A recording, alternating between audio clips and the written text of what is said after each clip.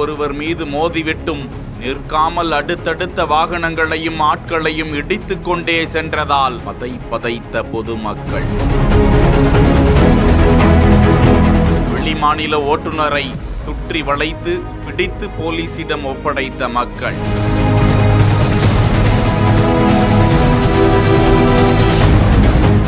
இத்தனை பேரு படுகாயமடைஞ்சிருக்காங்க.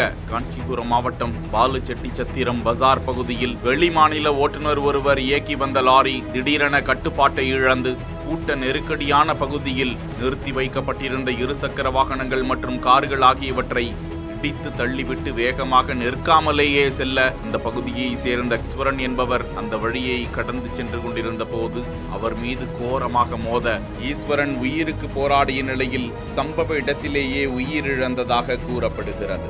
ஈஸ்வரனை மோதியது மட்டுமல்லாமல் அதன் பிறகும் ஒரு சில வாகனங்களில் இடித்துவிட்டு அந்த லாரி சென்று நின்றது. தொடர்ந்து அந்த பகுதியை சேர்ந்த 300க்கும் மேற்பட்ட பொதுமக்கள் குவிந்து ஓட்டுநரை சிறைப்பிடித்து பாலுச்செட்டிச்சத்திரம் காவல் நிலையத்தில் ஒப்படைத்தனர். முன்னதாக ஈஸ்வரனை மீட்டு ஆம்புலன்ஸில் ஏற்ற ஆம்புலன்ஸில் இருந்த மருத்துவர்கள் பரிசோதனை செய்ததில் ஈஸ்வரன் சம்பவ இடத்திலேயே பலியானதை உறுதிப்படுத்தினர். விபத்து குறித்து வழக்கு பதிந்து போலீசார் விசாரித்து வருகிறார்கள்.